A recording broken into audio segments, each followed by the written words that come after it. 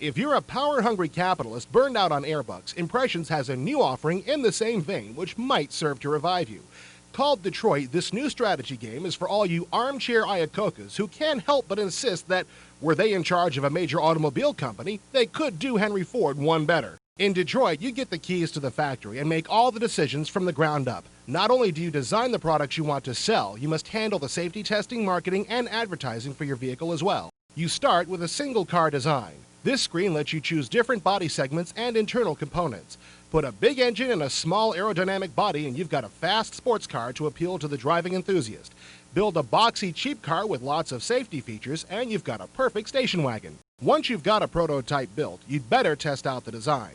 On the test track, you can put your car through its paces, testing its acceleration, braking, handling, and fuel capacity. Any errors you find can be corrected back in the design lab. If you aren't careful enough to catch all the design flaws before putting a car into production, you may wish you had gone into software design instead. Why? Well, if your word processing program is buggy, you can distribute a patch, and you're not likely to get sued. Of course, it doesn't just stop at building the thing. As anyone who owns a beta VCR can tell you, having a superior product doesn't always guarantee you'll come out on top. You've got to persuade the suckers, or customers, to sink their hard-earned cash into your product. To do so, you have to market your design effectively.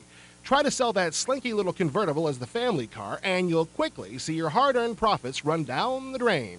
Some of those excess profits can be reinvested in research and development. Spending money on R&D lets you build cars that are faster, cheaper, safer, and a whole bunch of other errors that all translate into one thing: more cars sold at a wider profit margin.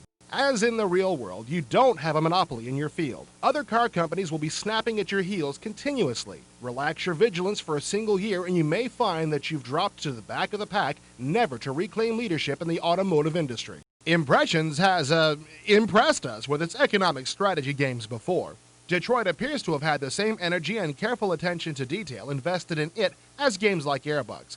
Hopefully, Detroit will be another winner, and we'll all be able to divert thousands of hours of our lives into developing the next Corvette, or perhaps the next Edsel.